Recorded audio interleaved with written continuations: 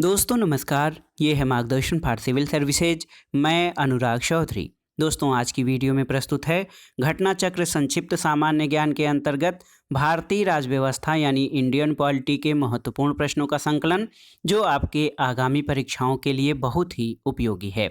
दोस्तों आज की वीडियो में हम जिन टॉपिक्स को कवर करेंगे उसमें देखिए संसद, उच्चतम न्यायालय, उच्च न्यायालय, महान्यायवादी एवं महाधिवक्ता, नियंत्रक एवं महालेखा परीक्षक, राज्य की कार्यपालिका, राज्य विधायिका, भारत के राष्ट्रीय चिन्ह, पंचायती राज, नगर पालिकाएं, लोक सेवा आयोग, निर्वाचन आयोग तथा प्रमुख संविधान संशोधन हैं।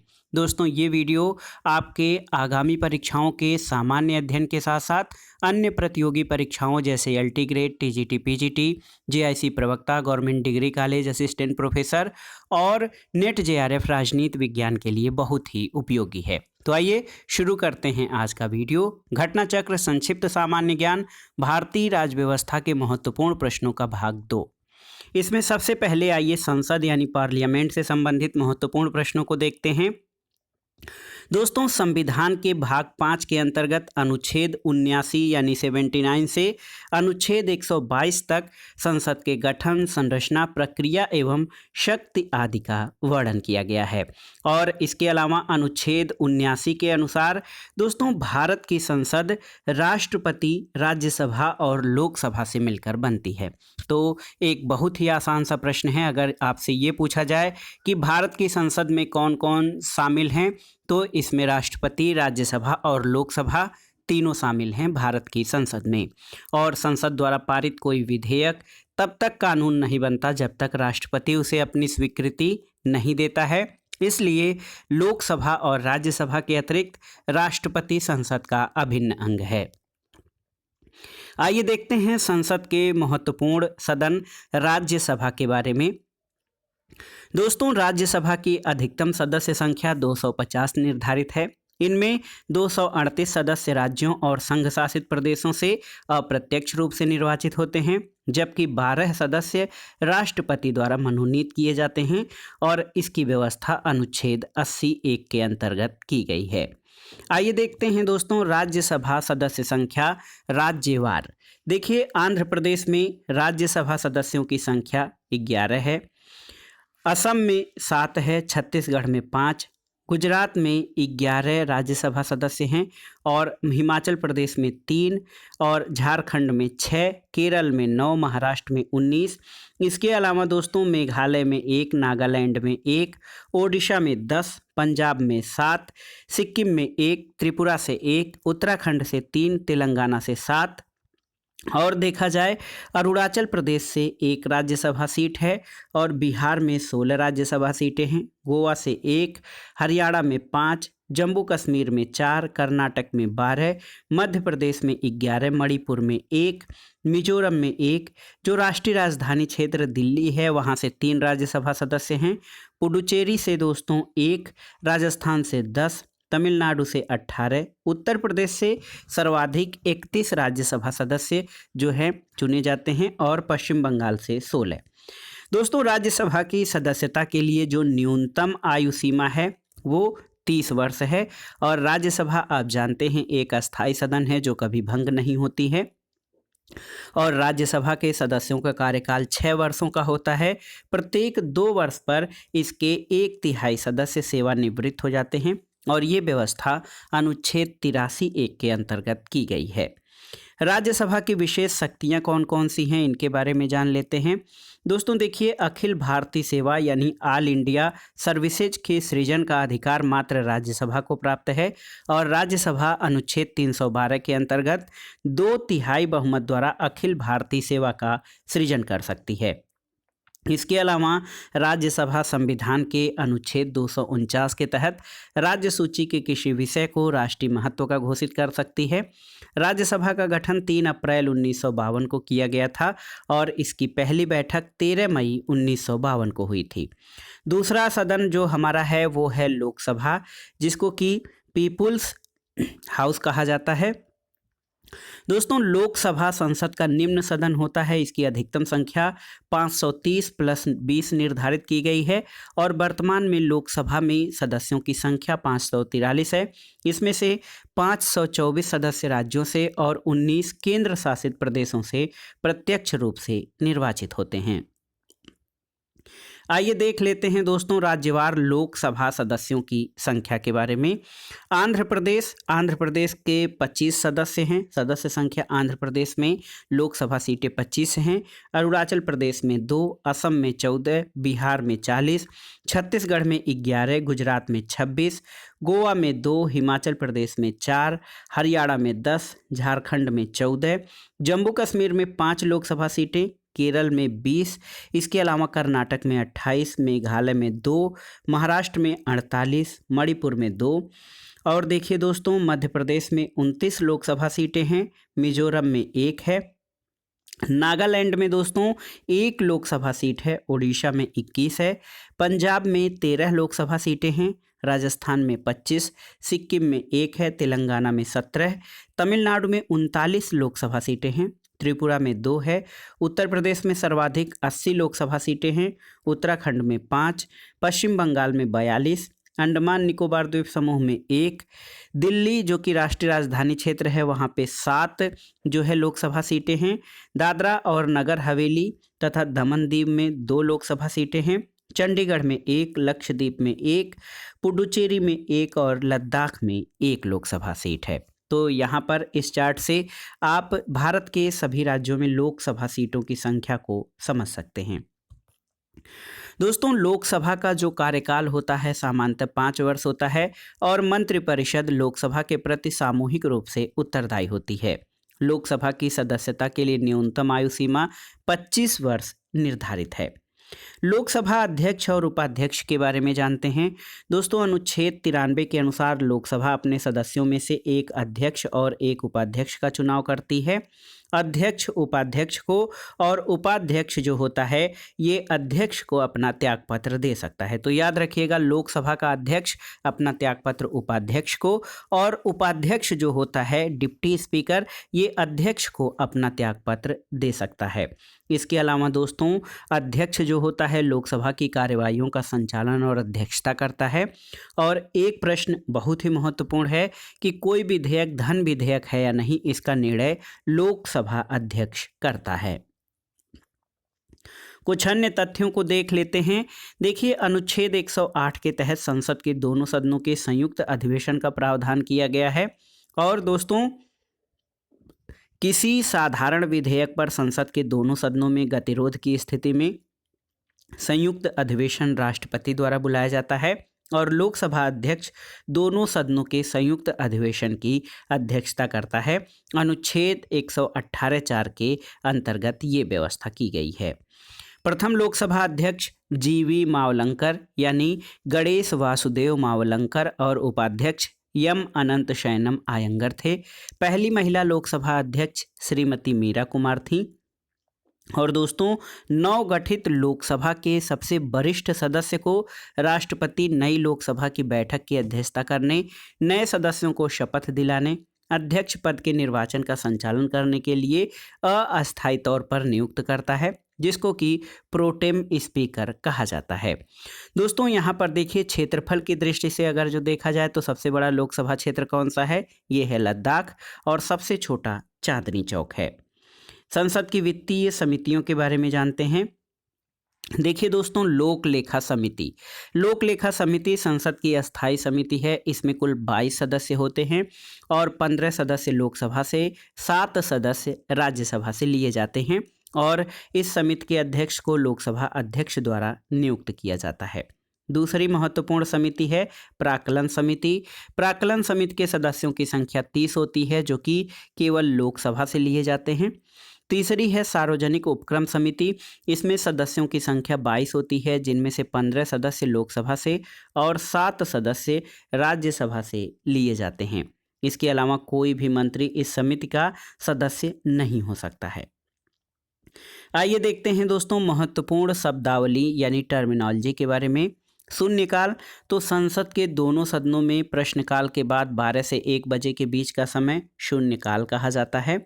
और अगर हम देखें यहाँ पर विनियोग विधेयक किसे कहते हैं, तो दोस्तों इसके द्वारा ही भारत की संचित निधि से धन निकाला जा सकता है और इसमें संचित निधि पर भारित व्यय हेतु अनुदान की मांग शामिल होती है। वित्त विधेयक क्या होता है, तो ऐसे विधेयक जो राजस्व और व्यय से संबंधित होते हैं वित्त विधेयक कहलाते हैं। इसके अलावा धन विधेयक, तो देखिए धन विधेयक अनुच्छेद 110 एक के उपखंड क से उपखंड 6 तक उल्लिखित विषयों से संबंधित विधेयक धन विधेयक कहलाते हैं और धन विधेयक को केवल लोकसभा में पेश किया जाता है। आइए दोस्तों, सुप्रीम कोर्ट यानी उच्चतम न्यायालय से संबंधित महत्वपूर्ण जो प्रश्न हैं, तथ्य हैं, उनको जान लेते हैं। देखिए, भारतीय संविधान के भाग 5 में अनुच्छेद 124 से 147 तक उच्चतम न्यायालय के गठन, स्वतंत्रता, न्याय क्षेत्र, शक्तियों आदि का उल्लेख है और भारत में एकीकृत न्याय व्यवस्था की स्थापना की गई है। इसका गठन किस प्रकार से होता है? उच्चतम न्यायालय के गठन की बात अनुच्छेद 124 के तहत उच्चतम न्यायालय की स्थापना और गठन संबंधी प्रावधान किए गए हैं और उच्चतम न्यायालय न्यायाधीशों की संख्या संशोधन अधिनियम 2019 के द्वारा अन्य न्यायाधीशों की संख्या 30 से बढ़ाकर 33 कर दी गई है और इस प्रकार वर्तमान में उच्चतम न्यायालय में कुल न्यायाधीशों की संख्या 34 है। मुख्य न्यायाधीश प्लस 33 न्यायाधीश यानी कुल 34 न्यायाधीश हैं हमारे सुप्रीम कोर्ट में और उच्चतम न्यायालय के न्यायाधीशों की नियुक्ति राष्ट्रपति के द्वारा की जाती है। उच्चतम न्यायालय के न्यायाधीशों की पदावधि क्या है? तो दोस्तों उच्चतम न्यायालय का न्यायाधीश बनने के लिए न्यूनतम आयु सीमा निर्धारित नहीं की गई है, हालांकि अवकाश ग्रहण करने के लिए अधिकतम आयु 65 वर्ष है।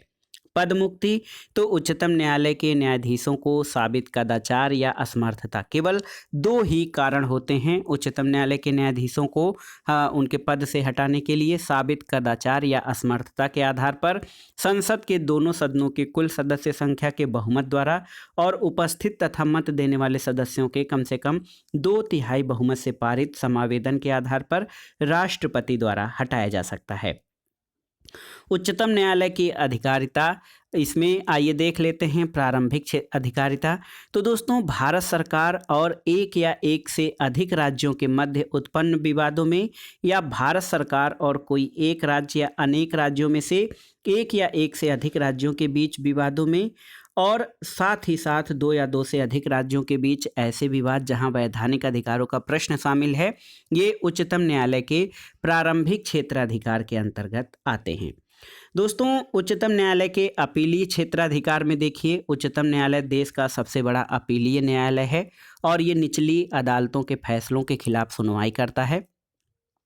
परामर्शदात्री क्षेत्राधिकार में अनुच्छेद 143 143 याद रखिएगा, इसके तहत राष्ट्रपति को ये अधिकार है कि वह सार्वजनिक महत्व के विषयों पर उच्चतम न्यायालय से सलाह ले सकता है।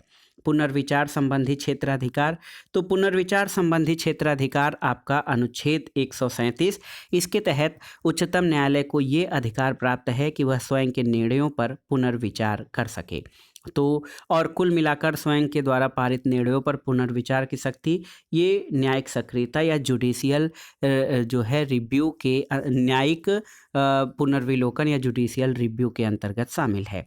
अभिलेख न्यायालय, तो दोस्तों अनुच्छेद 129 यानी अनुच्छेद 129 के तहत उच्चतम न्यायालय को अभिलेख न्यायालय माना गया है और इसके फैसले सार्वकालिक अभिलेख व साक्ष्य के रूप में स्वीकार किए जाते हैं।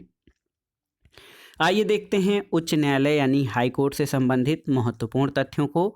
दोस्तों संविधान के भाग 6 के अनुच्छेद 214 से 231 तक राज्यों के उच्च न्यायालयों के गठन, क्षेत्राधिकार, शक्तियों आदि के बारे में प्रावधानों का उल्लेख किया गया है। देखिए इलाहाबाद उच्च न्यायालय 1866 में स्थापित किया गया। उत्तर प्रदेश में अधिकारिता क्षेत्र इसका है और इसकी मुख्य पीठ इलाहाबाद में यानी प्रयागराज में और खंडपीठ लखनऊ में है। आंध्र प्रदेश उच्च न्यायालय की स्थापना 1 जनवरी 2019 को, इसके अधिकारिता में आंध्र प्रदेश आता है। अमरावती मुख्य पीठ है। बॉम्बे हाई कोर्ट 1862 में स्थापित किया गया और इसके अधिकारिता के अंतर्गत दोस्तों महाराष्ट्र, गोवा, दादरा और नगर हवेली तथा दमन और दीव आते हैं। इसमें मुख्य पीठ बॉम्बे में और खंडपीठ नागपुर, पणजी और औरंगाबाद में स्थित है। अगला उच्च न्यायालय जो है दोस्तों ये कलकत्ता उच्च न्यायालय है, 1862 में स्थापित हुआ। पश्चिम बंगाल और अंडमान निकोबार द्वीप समूह इसके अधिकारिता में आते हैं। कोलकाता सर्किट बेंच इसका पोर्ट ब्लेयर में है और मुख्य पीठ कोलकाता में है। छत्तीसगढ़ उच्च न्यायालय सन 2000 में स्थापित किया गया, इसकी अधिकारिता में छत्तीसगढ़ है और बिलासपुर इसकी जो है ये स्थित है बिलासपुर में। दिल्ली उच्च न्यायालय की स्थापना 1966 में की गई, दिल्ली अधिकारिता में आता है, इसका जो मुख्य पीठ है दिल्ली में है। गुवाहाटी उच्च न्यायालय 1948 में स्थापित किया गया, असम, नागालैंड, मिजोरम और अरुणाचल प्रदेश इसकी अधिकारिता में है। गुवाहाटी में मुख्य पीठ और खंडपीठ कोहिमा, आइजोल और ईटानगर में स्थित हैं। गुजरात उच्च न्यायालय दोस्तों 1960 में स्थापित हुआ, गुजरात इसकी अधिकारिता में आता है, अहमदाबाद में स्थित है। हिमाचल प्रदेश उच्च न्यायालय 1971 में स्थापित किया गया, इसकी अधिकारिता में हिमाचल प्रदेश आता है और शिमला जो है शिमला में हिमाचल प्रदेश उच्च न्यायालय अवस्थित है। दोस्तों जम्मू कश्मीर उच्च न्यायालय 1928 में स्थापित हुआ, जम्मू कश्मीर और लद्दाख इसकी अधिकारिता में आते हैं और ये उच्च न्यायालय श्रीनगर और जम्मू में स्थित है। झारखंड उच्च न्यायालय सन 2000 में स्थापित हुआ, झारखंड अधिकारिता में आता है और ये रांची में स्थित है। कर्नाटक उच्च न्यायालय 1884 में, कर्नाटक इसकी अधिकारिता के अंतर्गत है और इसका मुख्य पीठ बेंगलुरु में, खंडपीठ धारवाड़ और गुलबर्गा में स्थित है। केरल उच्च न्यायालय 1956 में ये स्थापित किया गया, केरल और लक्षद्वीप जो है इसकी अधिकारिता में आते हैं और केरल उच्च न्यायालय एर्नाकुलम में स्थित है। मध्य प्रदेश उच्च न्यायालय 1956 में स्थापित किया गया, मध्य प्रदेश इसकी अधिकारिता में आता है और जबलपुर में ये स्थित है, इसकी खंडपीठ ग्वालियर और इंदौर में है दोस्तों। इसके अलावा मद्रास उच्च न्यायालय जो है 1862 में स्थापना हुई, तमिलनाडु और पुडुचेरी इसके अधिकारिता में आते हैं।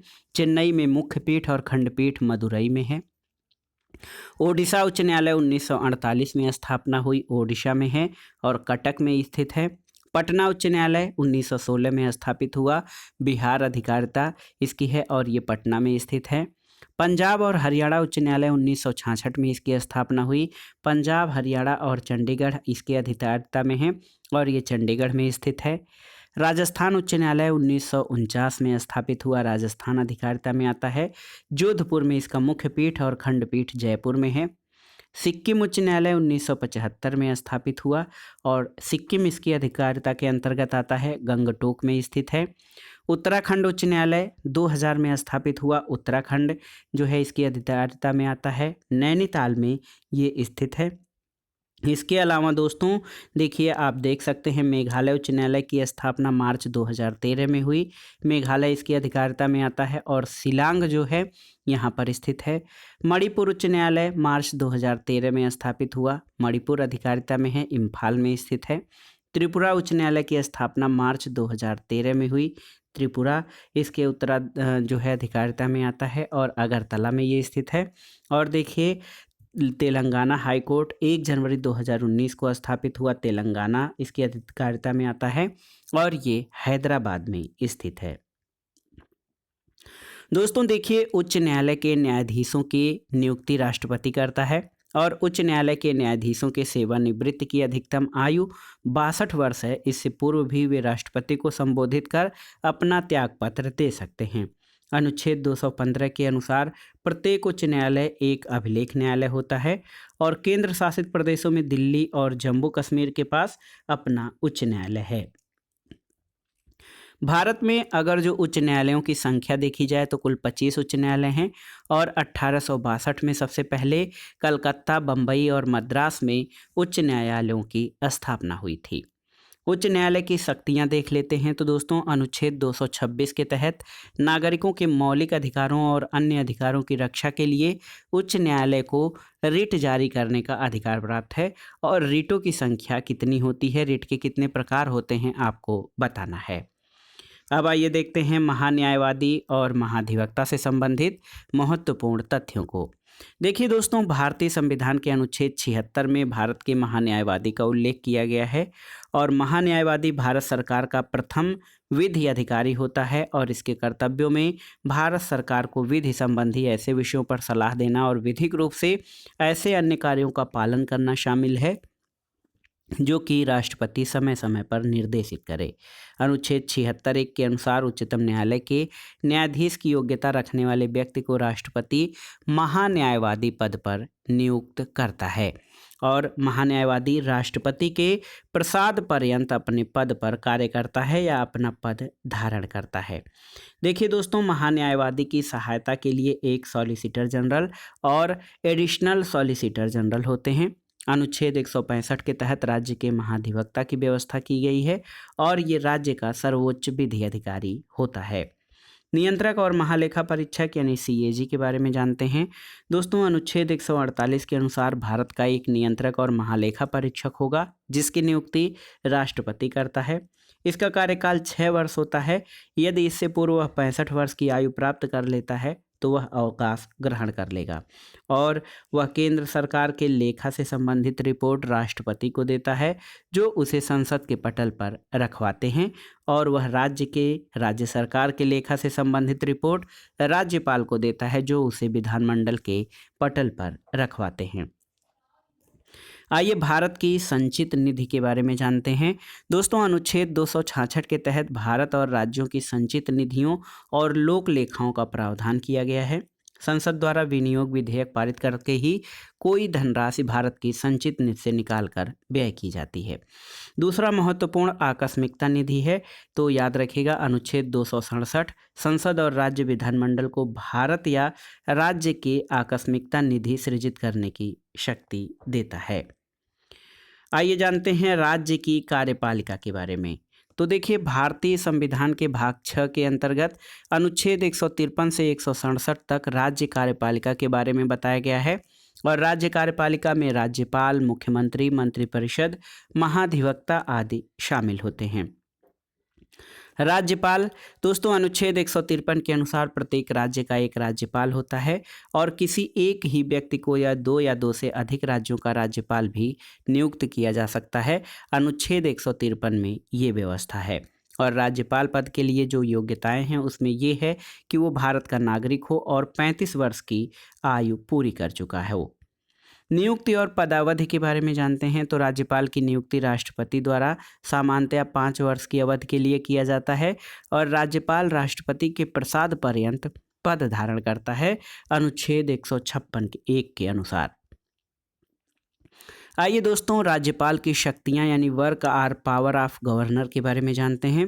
गवर्नर को जो कार्यकारी शक्तियां प्राप्त हैं उसमें यह है कि राज्यपाल मुख्यमंत्री और मुख्यमंत्री के परामर्श पर अन्य मंत्रियों की नियुक्ति करता है।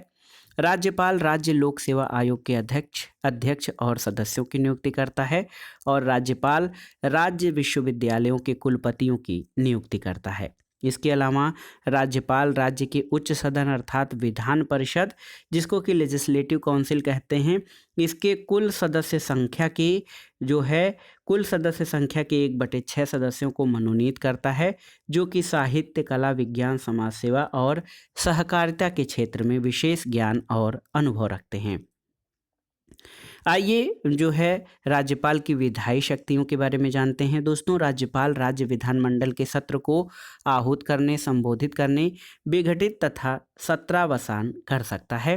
राज्य विधानमंडल द्वारा पारित विधेयक राज्यपाल के हस्ताक्षर के बाद ही अधिनियम बनता है और यदि किसी विषय पर तत्काल कार्रवाई की आवश्यकता हो परंतु उस समय राज्य विधानमंडल का सत्र न चल रहा हो तो ऐसी स्थिति में अनुच्छेद 213 के अनुसार राज्यपाल अध्यादेश जारी कर सकता है। अनुच्छेद 200 के अनुसार राज्यपाल किसी विधेयक पर अनुमति देता है या अनुमति रोक लेता है अथवा राष्ट्रपति के विचार के लिए सुरक्षित रख सकता है। आइए देखते हैं राज्य विधानमंडल के बहुत ही महत्वपूर्ण पद मुख्यमंत्री के बारे में। दोस्तों, राज्य की मंत्रिपरिषद का प्रधान मुख्यमंत्री होता है। इसकी नियुक्ति राज्यपाल द्वारा की जाती है। जैसे केंद्र में केंद्रीय मंत्रिपरिषद का प्रधानमंत्री होता है और उसकी नियुक्ति राष्ट्रपति द्वारा की जाती है। अनुच्छेद 164(2) के अनुसार मंत्रिपरिषद सामूहिक रूप से विधानसभा के प्रति उत्तरदायी होती है। आइए दोस्तों, राज्य विधायिका के बारे में जानते हैं। राज्य विधानमंडल का निर्माण राज्यपाल और राज्य विधानमंडल के सदन यानी विधानसभा अथवा 2 सदनों विधानसभा और विधान परिषद से मिलकर होती है। वर्तमान में 6 राज्य, देखिए यहाँ पर आंध्र प्रदेश, उत्तर प्रदेश, कर्नाटक, तेलंगाना, बिहार और महाराष्ट्र में विधान परिषदें जो हैं यहाँ पर अस्तित्व में हैं।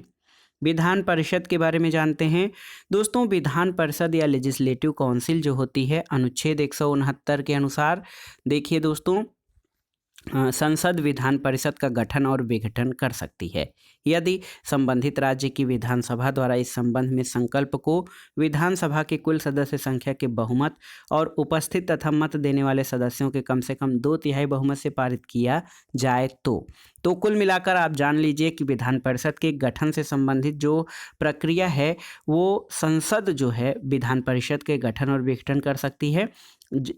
ऐसा तब हो सकता है जब संबंधित राज्य की विधानसभा द्वारा इस संबंध में जो है संकल्प विधानसभा के कुल सदस्य संख्या के बहुमत, उपस्थित और मत देने वाले सदस्यों के कम से कम 2/3 बहुमत से पारित किया जाए तो। विधान परिषद राज्य विधानमंडल का उच्च सदन होता है और विधान परिषद के कुल सदस्यों की संख्या संबंधित राज्य की विधानसभा सदस्यों की कुल संख्या के अधिकतम 1/3 और 40 से कम नहीं हो सकती है। विधान परिषद का सदस्य बनने के लिए न्यूनतम आयु सीमा 30 वर्ष है और विधान परिषद एक अस्थायी सदन है, ये कभी भी भंग नहीं होता है। और दोस्तों, एक इसके बारे में महत्वपूर्ण तथ्य ये है कि विधान परिषद अस्थायी सदन है, कभी भंग नहीं होता है, लेकिन इसको समाप्त यानी इसका उत्सादन किया जा सकता है। विधान परिषद के प्रत्येक सदस्य का कार्यकाल 6 वर्ष होता है, लेकिन प्रत्येक दूसरे वर्ष 1/3 सदस्य अपना कार्यकाल पूरा करके अवकाश ग्रहण कर लेते हैं। उनके स्थान पर नए सदस्य निर्वाचित होते हैं। विधान परिषद के सदस्यों का निर्वाचन अप्रत्यक्ष रूप से होता है। आइए देखते हैं विधानसभा यानी लेजिस्लेटिव असेंबली के बारे में। दोस्तों, विधानसभा को निम्न सदन भी कहा जाता है और अनुच्छेद 170 के तहत विधानसभाओं की संरचना का उल्लेख किया गया है। विधानसभा के सदस्यों का कार्यकाल कितना? 5 वर्ष का होता है विधानसभा सदस्यों का कार्यकाल। दोस्तों, विशेष स्थिति में राज्यपाल विधानसभा को 5 वर्ष पूर्व भी भंग कर सकता है और विधानसभा सदस्य निर्वाचित होने के लिए न्यूनतम आयु सीमा 25 वर्ष होती है। विधानसभा सदस्यों का चुनाव वयस्क मताधिकार द्वारा प्रत्यक्ष रूप से किया जाता है और प्रत्येक राज्य विधानसभा में अधिकतम 500 तथा न्यूनतम 60 सदस्य हो सकते हैं।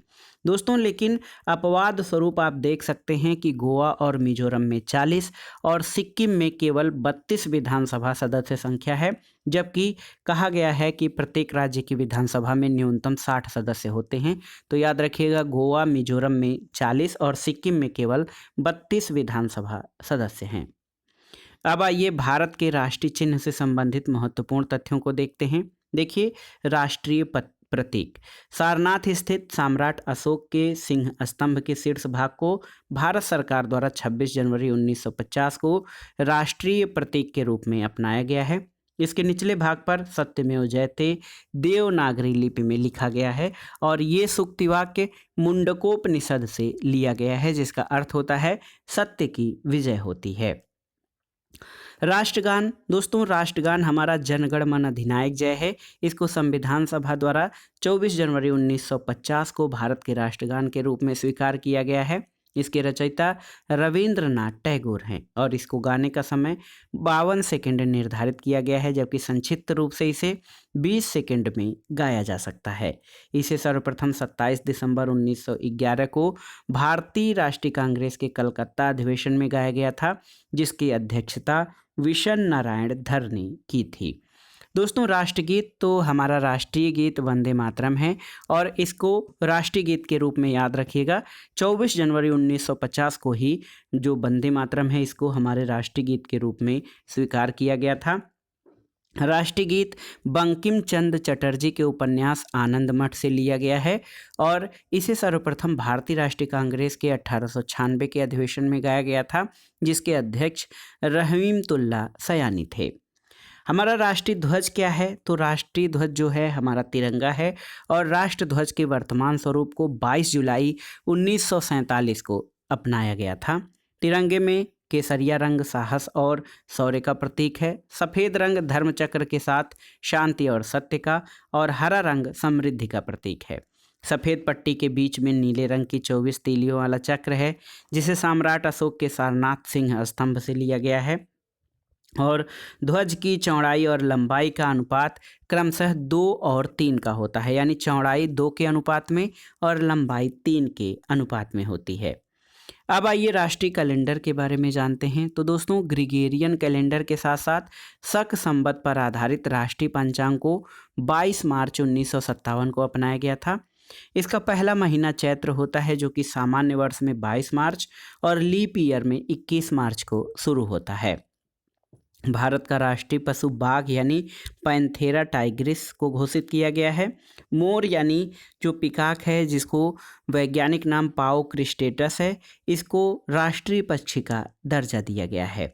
भारत की राष्ट्रीय नदी के रूप में गंगा नदी को घोषित किया गया है। और राष्ट्रीय जलीय जीव आप जानते हैं गंगा डॉल्फिन या सूस को जो है मान्यता प्रदान की गई है। राष्ट्रीय विरासत पशु यानी नेशनल हेरिटेज एनिमल का जो दर्जा है वो हाथी को प्रदान किया गया है। यहाँ पर अब आइए दोस्तों, पंचायती राज से संबंधित महत्वपूर्ण प्रश्नों को देखते हैं। देखिए, 73वें संविधान संशोधन 1992 के द्वारा भारतीय संविधान के भाग 9 के अंतर्गत अनुच्छेद 243 क से अड़ तक और 11वीं अनुसूची के तहत पंचायती राज की व्यवस्था की गई है। 2 अक्टूबर 1959, तिथि याद रखिएगा, 2 अक्टूबर 1959 को तत्कालीन प्रधानमंत्री जवाहरलाल नेहरू द्वारा पंचायती राज का उद्घाटन राजस्थान के नागौर जिले में किया गया था। और आंध्र प्रदेश दूसरा राज्य था जहां 11 अक्टूबर 1959 को पंचायती राज का शुभारंभ किया गया।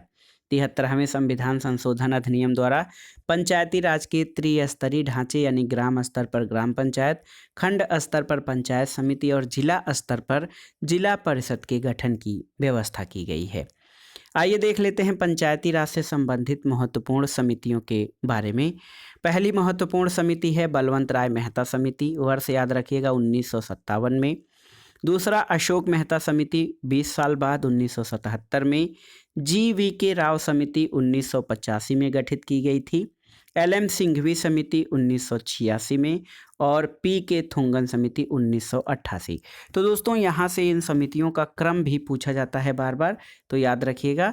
पंचायती राज से संबंधित बलवंत राय मेहता समिति 1957, अशोक मेहता समिति 1977, GVK राव समिति 1985, LM सिंघवी समिति 1986 और PK थुंगन समिति 1988 है। दोस्तों देखिए, महिलाओं के लिए प्रत्येक स्तर पर 1/3 आरक्षण की व्यवस्था है और पंचायतों का कार्यकाल 5 वर्ष निर्धारित किया गया है। समय पूर्व पंचायत भंग होने पर निर्वाचन 6 माह के अंदर करवाना अनिवार्य है। 11वीं अनुसूची में वर्णित कुल 29 विषयों पर पंचायतों को कानून बनाने की शक्ति प्रदान की गई है। आइए नगर पालिका के बारे में जानते हैं दोस्तों। 74वां संविधान संशोधन अधिनियम के द्वारा संविधान के भाग 9 क अनुच्छेद 243 त से 243 य 6 तक और 12वीं अनुसूची को जोड़कर नगर पालिकाओं से संबंधित संवैधानिक प्रावधान किए गए हैं। इसमें नगर पालिकाओं से संबंधित प्रावधान हैं। नगर पालिका मुख्यतः 3 प्रकार की है: नगर पंचायत, नगर पालिका परिषद और नगर निगम। नगर पालिकाओं में महिलाओं के लिए 1/3 स्थान जो हैं उनका आरक्षण किया गया है। नगर पालिकाओं का कार्यकाल 5 वर्ष है और याद रखिएगा, सबसे पहले 1688 में मद्रास नगर निगम की स्थापना की गई थी। लोक सेवा आयोग के बारे में जानते हैं दोस्तों। भारतीय संविधान के अनुच्छेद 315 के तहत संघ और राज्यों के लिए लोक सेवा आयोग यानी पब्लिक सर्विस कमीशन की स्थापना की गई है। संघ लोक सेवा आयोग के अध्यक्ष और सदस्यों की नियुक्ति राष्ट्रपति द्वारा की जाती है और संघ लोक सेवा आयोग के अध्यक्ष और सदस्यों का कार्यकाल 6 वर्ष या 65 वर्ष की आयु तक जो भी पहले हो पूरा होता है। आइए निर्वाचन आयोग यानी इलेक्शन कमीशन से संबंधित महत्वपूर्ण प्रश्नों को देखते हैं। संविधान के भाग 15 के तहत अनुच्छेद 324 से 329 तक निर्वाचन से संबंधित प्रावधान किए गए हैं। निर्वाचन आयोग में एक मुख्य निर्वाचन आयुक्त और 2 अन्य निर्वाचन आयुक्त होते हैं जिनकी नियुक्ति राष्ट्रपति द्वारा की जाती है और अनुच्छेद 324 के अनुसार संसद, राज्य विधानमंडल, राष्ट्रपति और उपराष्ट्रपति के पदों के निर्वाचन की जिम्मेदारी निर्वाचन आयोग को दी गई है। तो याद रखिएगा, संसद, राज्य विधानमंडल, राष्ट्रपति और उपराष्ट्रपति के पदों पर निर्वाचन की जिम्मेदारी निर्वाचन मंडल को दी गई है, निर्वाचन आयोग को। और मुख्य निर्वाचन आयुक्त तथा अन्य निर्वाचन आयुक्तों का कार्यकाल 6 वर्ष अथवा 65 वर्ष की आयु में जो भी पहले हो पूरा होता है। निर्वाचन आयोग एक संवैधानिक संस्था है और वर्तमान में मान्यता प्राप्त राष्ट्रीय राजनीतिक दलों की संख्या कुल कितनी है? 8 है दोस्तों। इन दलों की सूची देख लेते हैं दोस्तों। भारतीय राष्ट्रीय कांग्रेस, जिसको इंडियन नेशनल कांग्रेस कहा जाता है, ये सबसे पुराना जो है राजनीतिक दल है अपना। इसका चुनाव चिन्ह हाथ का पंजा है। भारतीय जनता पार्टी कमल का फूल है। बहुजन समाज पार्टी यानी बीएसपी, इसका हाथी है चुनाव चिन्ह असम को छोड़कर। भारतीय कम्युनिस्ट पार्टी यानी सीपीआई का जो चुनाव चिन्ह हंसिया और बाली है। भारतीय कम्युनिस्ट पार्टी मार्क्सवादी सीपीआईएम हंसिया, हथौड़ा और तारा है। राष्ट्रवादी कांग्रेस पार्टी यानी एनसीपी, इसका चुनाव चिन्ह घड़ी है। अखिल भारतीय तृणमूल कांग्रेस एआईटीएमसी, इसका जोड़ा फूल है। और नेशनल पीपुल्स पार्टी एनपीपी, इसका चुनाव चिन्ह पुस्तक है। 7 जून 2019 को निर्वाचन आयोग द्वारा दोस्तों 7 जून 2019 को नेशनल पीपुल्स पार्टी को राष्ट्रीय दल का दर्जा दिया गया है। आइए अब देख लेते हैं भारतीय संविधान के प्रमुख संशोधनों के बारे में। देखिए दोस्तों, प्रथम संशोधन बहुत ही महत्वपूर्ण रहा, 1951 में हुआ और संविधान में 9वीं अनुसूची को जोड़ा गया। इस अनुसूची में उल्लिखित विषयों को सर्वोच्च न्यायालय की न्यायिक पुनरावलोकन की सख्ती से बाहर रखा गया। देखिए 36वां संविधान संशोधन अधिनियम 1975, इसके द्वारा भारतीय संघ में सिक्किम को पूर्ण राज्य का दर्जा दिया गया। उसके पहले 35वें संविधान संशोधन के द्वारा जो है सिक्किम सह राज्य के रूप में भारतीय संघ में शामिल किया गया था। 42वां संविधान संशोधन, जिसको कि मिनी कॉन्स्टिट्यूशन भी कहा जाता है, 1976 का 42वां संविधान संशोधन बहुत ही महत्वपूर्ण रहा। इसके द्वारा प्रस्तावना में समाजवादी, पंथनिरपेक्ष तथा अखंडता शब्द जोड़े गए। दोस्तों भाग 4 क में नागरिकों के मूल कर्तव्यों को जोड़ा गया और राष्ट्रपति को मंत्रिमंडल की सलाह मानने के लिए बाध्य किया गया। 44वां संविधान संशोधन अधिनियम 1978 जो है, ये राष्ट्रपति के द्वारा विधेयक को पुनर्विचार के लिए एक बार वापस भेजने की शक्ति दी गई। और 44वें संविधान संशोधन में याद रखिएगा कि राष्ट्रीय आपात के संदर्भ में आंतरिक अशांति शब्द के स्थान पर सशस्त्र विद्रोह शब्द को प्रतिस्थापित किया गया। और 44वें संविधान संशोधन के द्वारा संपत्ति का अधिकार जो था, राइट टू प्रॉपर्टी, इसके द्वारा जो मूल अधिकार ये था दोस्तों, संपत्ति का अधिकार, मूल अधिकार का दर्जा समाप्त करके इसे अनुच्छेद 300 क के अंतर्गत मात्र विधिक अधिकार का दर्जा दिया गया। और राष्ट्रीय आपातकाल के दौरान अनुच्छेद 20 एवं 21 द्वारा प्रदत्त मूल अधिकारों को निलंबित नहीं किया जा सकता है। ये व्यवस्था दोस्तों अनुच्छेद जो है संविधान के 44वें संविधान संशोधन अधिनियम द्वारा की गई है। 52वां संविधान संशोधन अधिनियम बहुत ही महत्वपूर्ण है, 1985 का, और इसको दल बदल निरोधक कानून भी कहा जाता है। इसके तहत संसद के और राज्य विधानमंडल के सदस्यों को दल बदल के मामले में अयोग्य घोषित करने की व्यवस्था की गई है। इसके लिए 10वीं अनुसूची को जोड़ा गया है। 61वां संविधान संशोधन 1988 बहुत ही महत्वपूर्ण है। नागरिकों के मतदान करने की न्यूनतम आयु को 21 वर्ष से घटाकर 18 वर्ष कर दिया गया है 61वां संविधान संशोधन अधिनियम के द्वारा।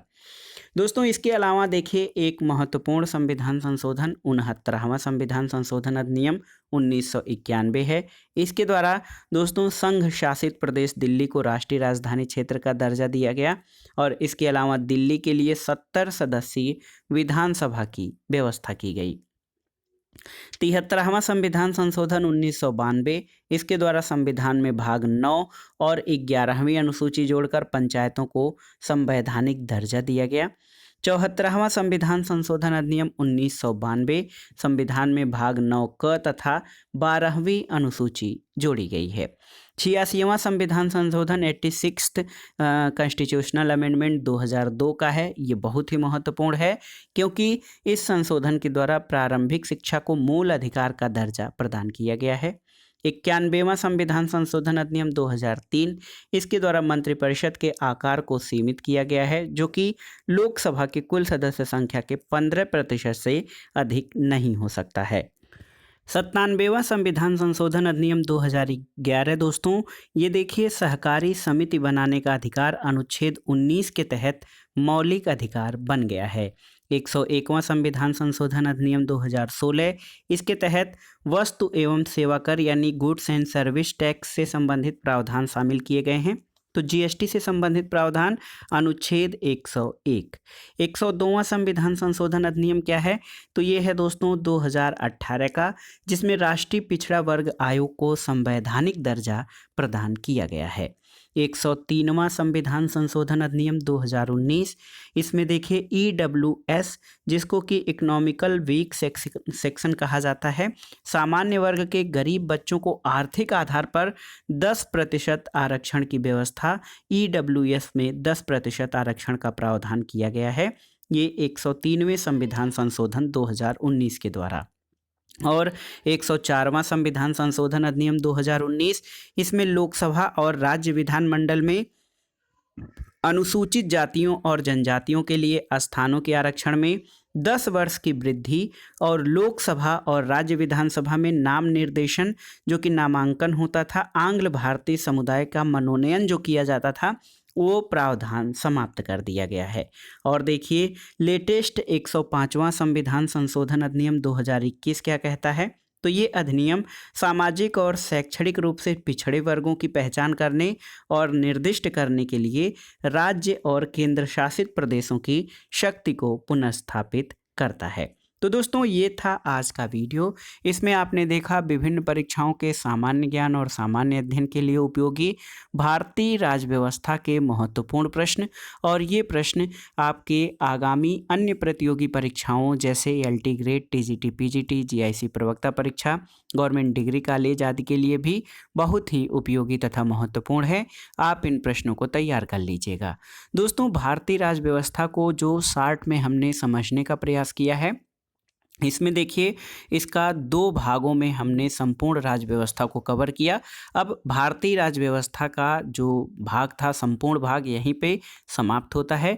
वीडियो को लाइक करें, शेयर करें और इस चैनल मार्गदर्शन फॉर सिविल सर्विसेज को सब्सक्राइब करें। वीडियो देखने के लिए धन्यवाद दोस्तों, नमस्कार।